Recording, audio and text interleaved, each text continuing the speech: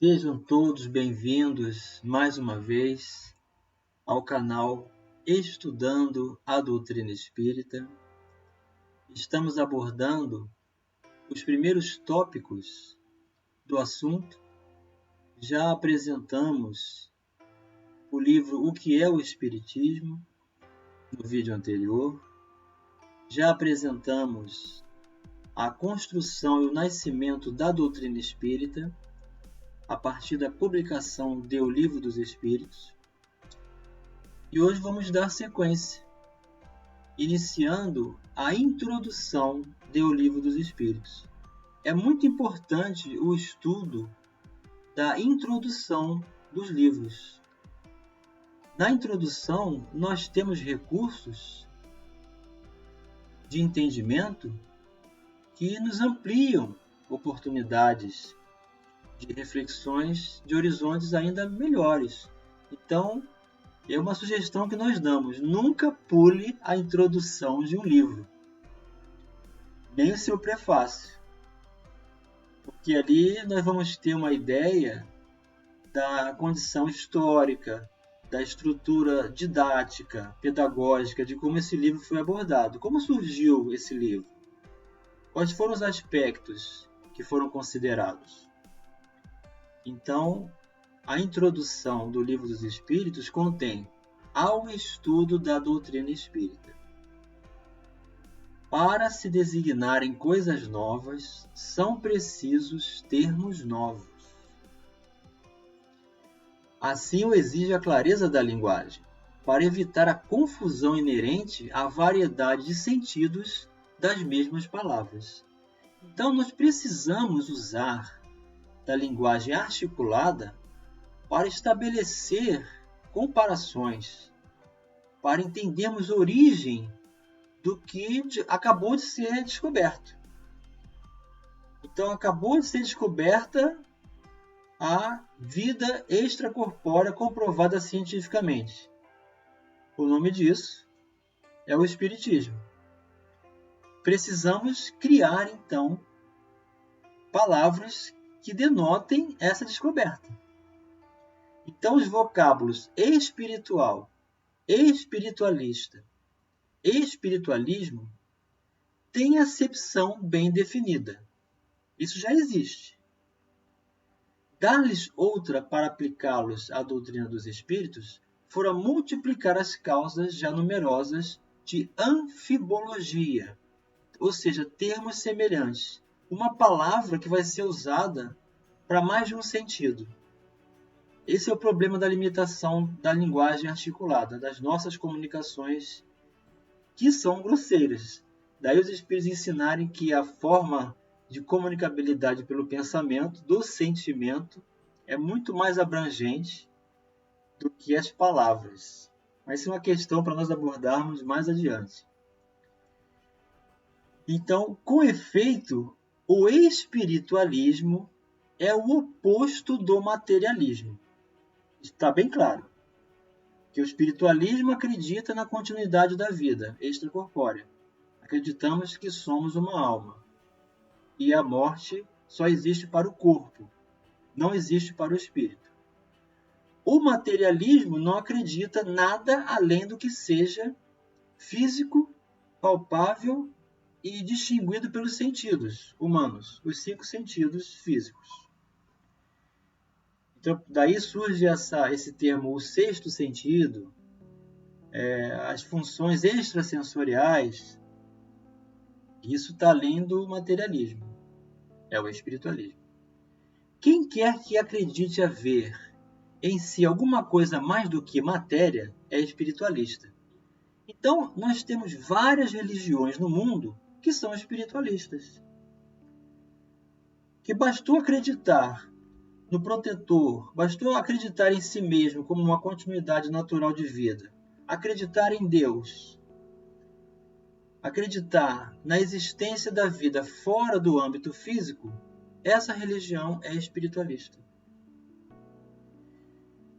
Não se segue daí, porém, que creia na existência dos espíritos ou em suas comunicações com o mundo invisível. Então a religião pode ser espiritualista, mas não tem uma ideia segura da individualidade no mundo espiritual. Existem países que consideram a continuidade da vida como fantasmas. Não é mais uma pessoa, não é mais um indivíduo, é algo vaporoso, é algo indefinido. Aí chama de fantasma. Mas que é diferente de acreditar no espírito como indivíduo. E muito menos de que eles possam se comunicar. Então, acreditar-se como espírito e saber dessa propriedade natural da comunicação vai aí uma definição muito específica da doutrina espírita, que as doutrinas espiritualistas, de um modo geral, não apresentam obrigatoriamente. Então, em vez de palavras espiritual, espiritualismo, empregamos para indicar a crença a que vimos de referir-nos os termos espírita e espiritismo. Então, esses termos foram criados por Allan Kardec para designar novas coisas, cuja forma lembra a origem e o sentido radical, e que, por isso mesmo, apresentam a vantagem de ser perfeitamente inteligíveis, deixando ao vocábulo espiritualismo a acepção que lhe é própria. Então, a doutrina espírita é uma doutrina espiritualista? Sim, porque acredita no espírito, acredita em Deus, acredita na continuidade da vida, na imortalidade da alma, como muitas religiões.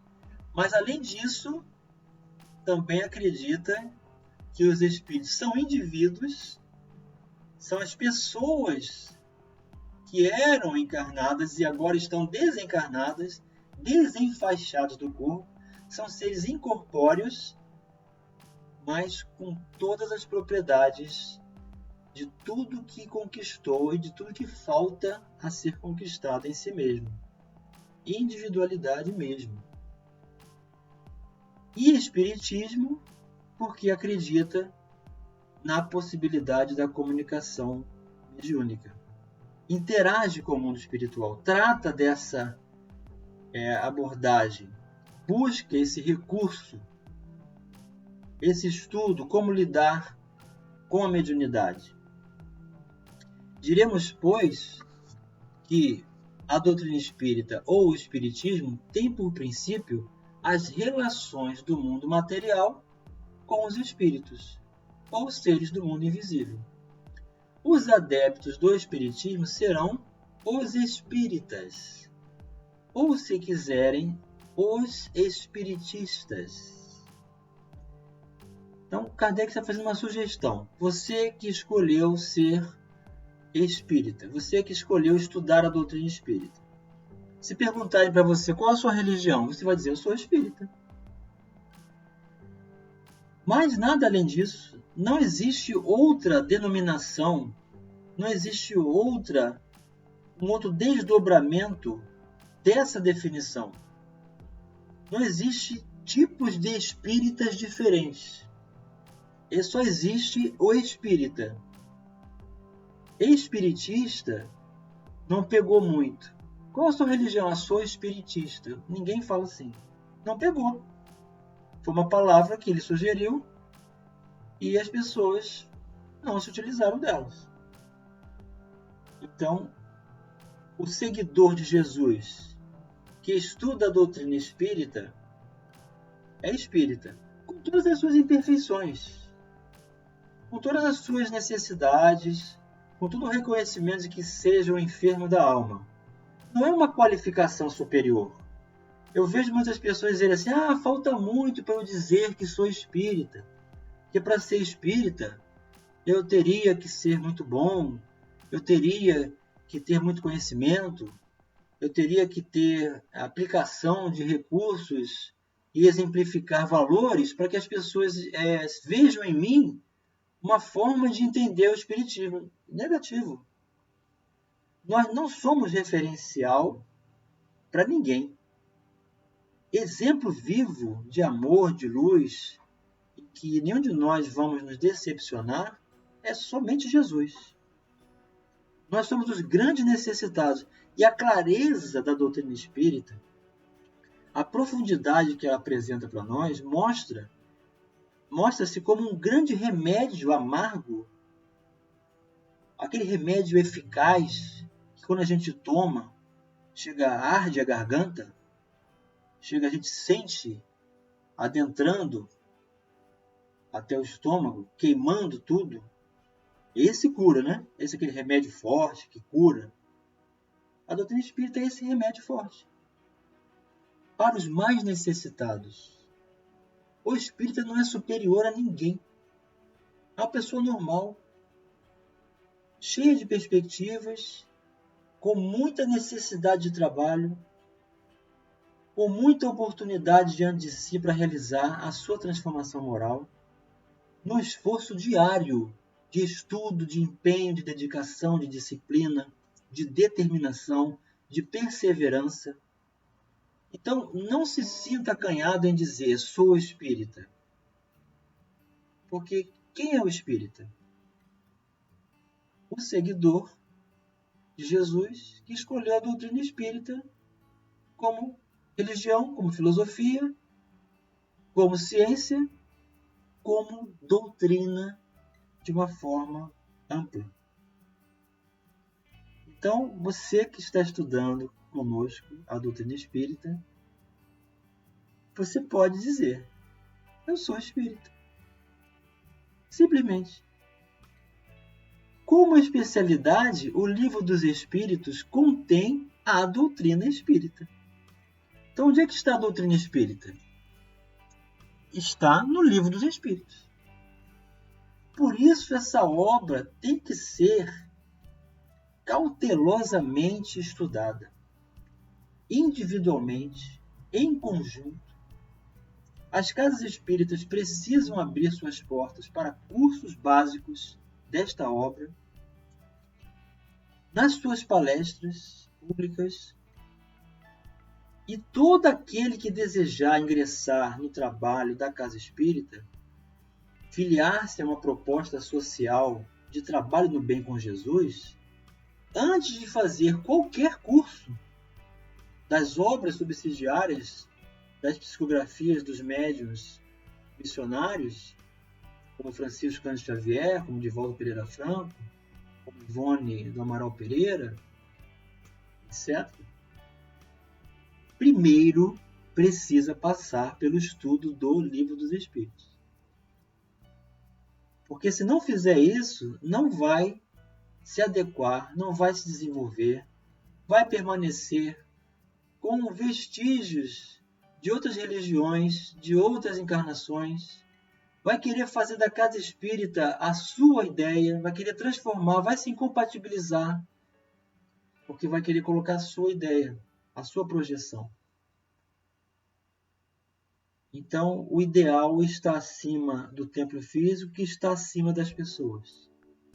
Para buscar recursos de fortalecimento e crescimento com a doutrina espírita, é preciso colocar o ideal acima de tudo. Então, como especialidade, o Livro dos Espíritos contém a doutrina espírita. Como generalidade, prende-se a doutrina espiritualista. Olha a generalidade aí. Agora ele está falando da abrangência. Que abrangência é essa? As características da crença. Acredita em Deus? Acredita que você é uma alma? Acredita que a alma possui a propriedade da imortalidade? Então você é espiritualista. Agora, você acredita que a alma, ao desencarnar, é um indivíduo?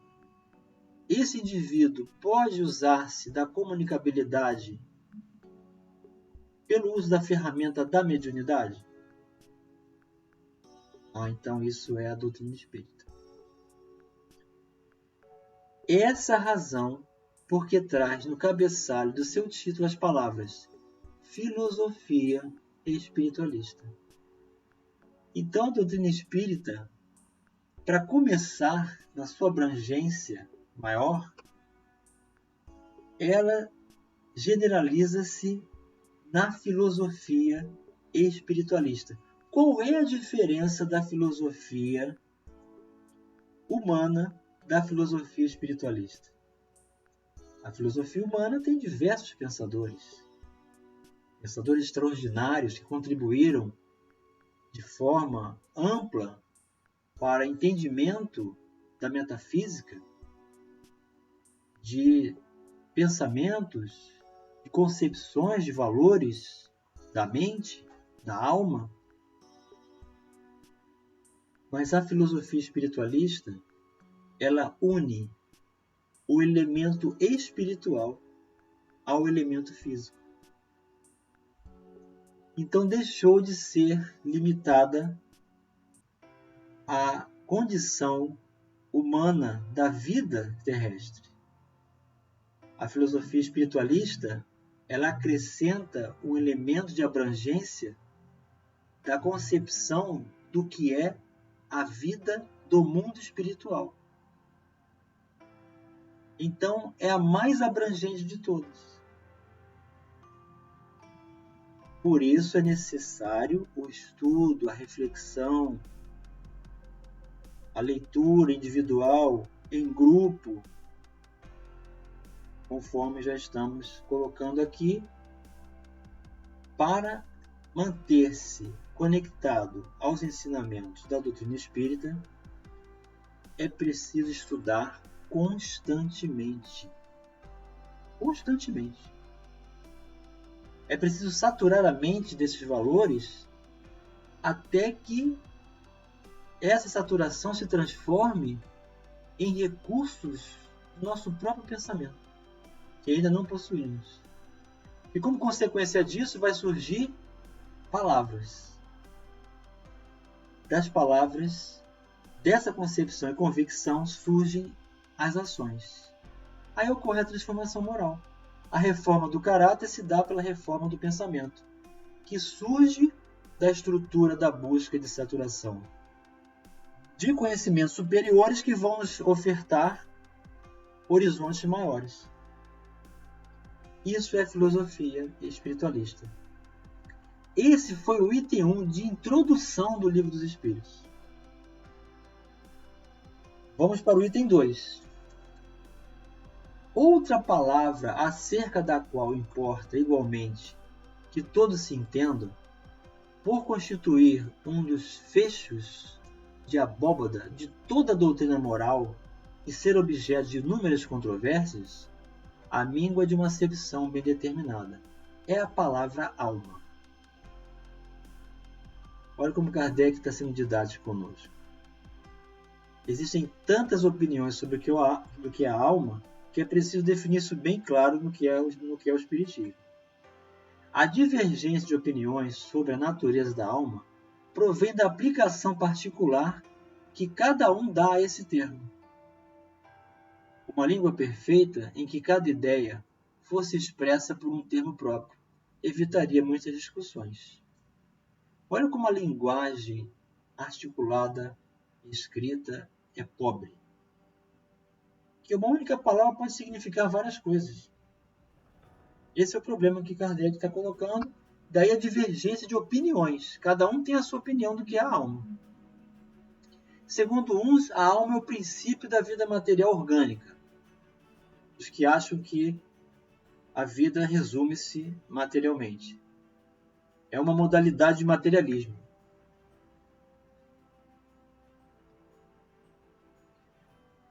Não tem existência própria. Esse aniquila com a vida. É o materialismo puro. Vejam o que o materialismo acredita. A vida exclusivamente no corpo físico de carne. Uma vez que esse corpo morre, não existe mais nada além disso. Nesse sentido, e por comparação, disse que um instrumento rachado, que nenhum som mais emite, não tem alma. Olha a comparação que ele está dando. Um violino. O violino que tem uma rachadura, ele não vai vibrar mais no som adequado.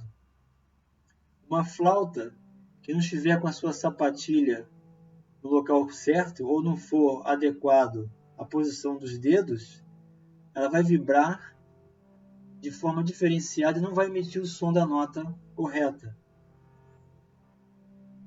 Então Kardec está comparando um instrumento rachado com o som que não existe. Ele diz que esse instrumento não tem alma.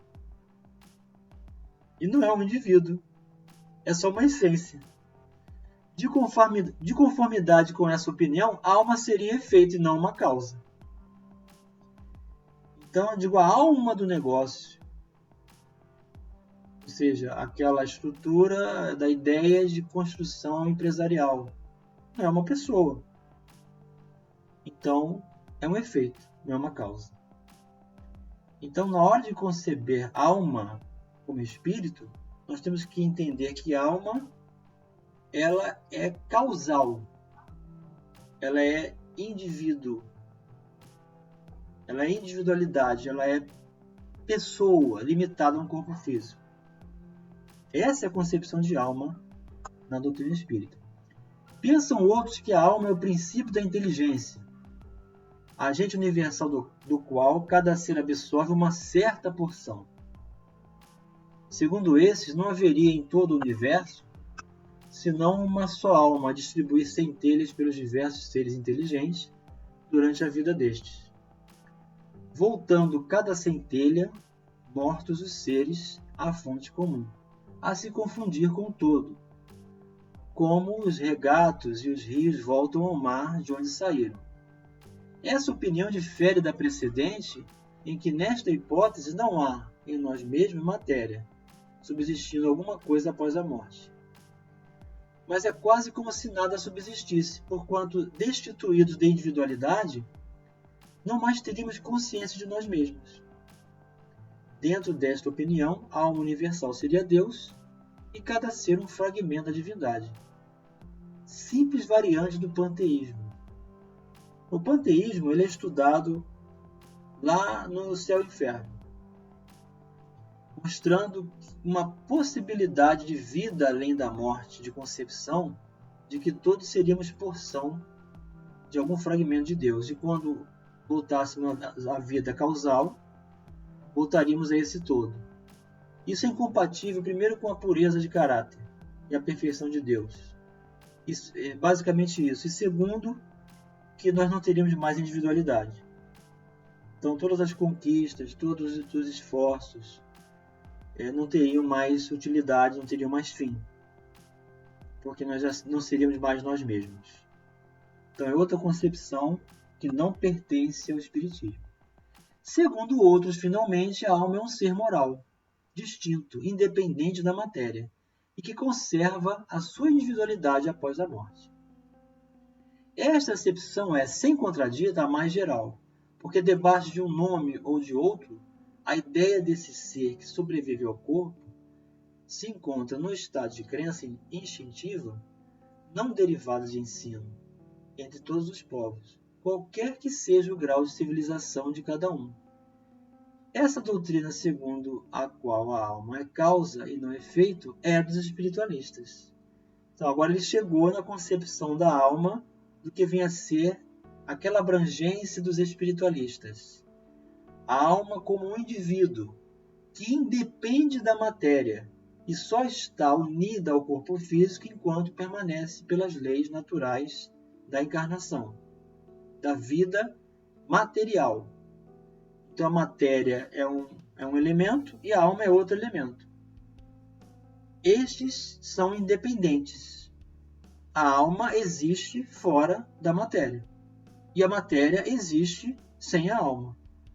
Quando a alma se une à matéria, forma-se o indivíduo e o corpo do encarnado. Essa é a concepção dos espiritualistas. Uma vez que o corpo morre, a alma continua vivendo. Sem discutir o mérito de tais opiniões e considerando apenas o lado linguístico da questão, diremos que estas três aplicações do termo alma correspondem a três ideias distintas, que demandariam, para serem expressas, três vocábulos diferentes. Então, se houvessem palavras para distinguir concepções diferentes, seria muito mais apropriado. Para cada um com a sua opinião, uma palavra diferente. Mas não é isso que acontece. É a mesma palavra com opiniões diferentes. Aquela palavra tem, pois, tríplice acepção, e cada um, do seu ponto de vista, pode com razão defini-la como faz. O mal está em a língua dispor somente de uma palavra para exprimir 3 ideias. Esse é o problema. A fim de evitar todo equívoco, seria necessário restringir-se à acepção do termo alma a uma daquelas ideias. A escolha é indiferente. O que se faz mister é o entendimento entre todos, reduzindo-se o problema a uma simples questão de convenção. Julgamos mais lógico tomá-lo na sua acepção vulgar, e por isso chamamos alma ao ser imaterial e individual que em nós reside e sobrevive ao corpo. Mesmo quando esse ser não existisse, não passasse de produto da imaginação, ainda assim fora preciso um termo para designá-lo. Então está bem claro que o problema é a falta de entendimento entre nós, e que só a designação de um termo não faz distinção da ideia. Então eu acredito na alma, mas de qual ideia? Da ideia que quando você morrer ela não existe mais e que ela não é um ser causal, da ideia que você é uma porção do Criador e ao desencarnar não tem mais individualidade, volta ao todo, ou que ela é independente da matéria e você continua sendo um indivíduo após desencarne. 3 ideias distintas para o mesmo vocábulo.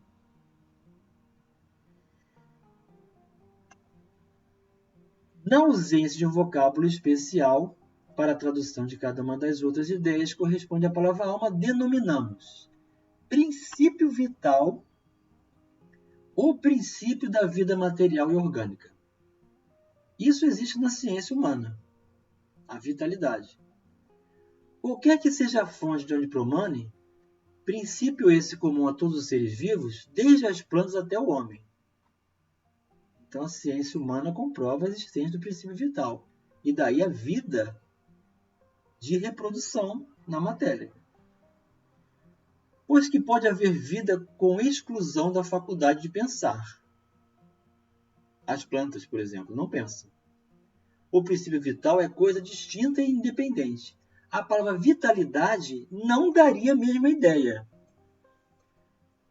Então, se nós usássemos a palavra vitalidade para entender o que é alma, não seria apropriada nesse sentido de alma como ser causal. Para uns, o princípio vital é uma propriedade da matéria, um efeito que se produz achando-se a matéria em dadas circunstâncias. Segundo outros, e esta é a ideia mais comum, ele reside em um fluido especial, universalmente espalhado e do qual cada ser absorve e assimila uma parcela durante a vida, tal como os corpos inertes absorvem a luz. Esse seria então o fluido vital, que, na opinião de alguns, em nada difere do fluido elétrico animalizado, ao qual também se dão os nomes de fluido magnético, fluido nervoso, etc. Esse estudo dos fluidos foi amplamente realizado na Gênese, na lei dos fluidos, no fluido cósmico universal como sendo a matéria-prima do universo, moldável ao pensamento, e associado à matéria orgânica, torna-se princípio vital, de recurso natural, motor das ações da dinâmica da vida e do exercício da vontade de execução dos movimentos e de tudo que se pode fazer com o corpo. Aí ele tem um outro nome, fluido magnético, na hora da aplicação do passe, fluido nervoso, na hora da constituição de conexão do pensamento cerebral com os recursos do entendimento. É o mesmo fluido sendo adaptado à circunstância. Seja como for, um fato a que ninguém ousaria contestar, pois que resulta da observação, é que os seres orgânicos têm em si uma força íntima que determina o fenômeno da vida. Enquanto essa força existe, que a vida material é comum a todos os seres orgânicos e independe da inteligência e do pensamento. que a inteligência e o pensamento são faculdades próprias de certas espécies orgânicas. Finalmente, que entre as espécies orgânicas, dotadas de inteligência e de pensamento, há uma dotada também de um senso moral especial, que lhe dá incontestável superioridade sobre as outras, a espécie humana. É uma questão muito relevante a responsabilidade da espécie humana no ambiente, na vida, em concordância com as outras. O desenvolvimento dessa inserção natural de que todos fazemos parte, a coletividade na sociedade. Então, por estar no topo da cadeia, nós temos a responsabilidade de manutenção e interferência muito grande. Daí o livre-arbítrio, que é um estudo que faremos também mais adiante. Concebe-se que, com uma acepção múltipla, o termo alma não exclui o materialismo, nem o panteísmo. O próprio espiritualismo pode entender a alma de acordo com uma ou outra das duas primeiras definições, sem prejuízo do ser imaterial distinto, a que então dará um nome qualquer. Assim, aquela palavra não representa uma opinião, é um proteu, que cada um ajeita ao seu bel prazer. Daí tantas disputas intermináveis. Ou seja, um pensamento próprio, uma opinião particular. Eu acho que é assim. Esse problema é muito grande dentro da doutrina. Porque essa questão de eu acho que deveria ser assim, eu penso que deve ser dessa forma, não é obrigatoriamente a doutrina espírita. Então, o personalismo, o achismo, o egoísmo, as atribuições da perspectiva limitada que nós possuímos da nossa visão, ela se estreita e nos impede de ampliarmos valores maiores que a doutrina apresenta. Então, esse é um exercício para cada um de nós. Substituir a perspectiva imediatista das nossas concepções e nos permitirmos o aprendizado. É um exercício, porque é a nossa insegurança. Eu vou aprender algo que não existe, eu vou viver em função do que não compreendo ainda, então é mais fácil se manter com a própria experiência. Daí a dificuldade de compreensão dos novos valores. Porque nós mesmos nos limitamos com esses pensamentos próprios, nos enclausuramos nele e fazemos do orgulho a manifestação sublime de superioridade perante tudo. Daí as divergências de opiniões, daí os embates, daí as discussões, as dissensões. E quantas casas deixam de se entender por conta disso? Então é preciso reconsiderar nesse sentido.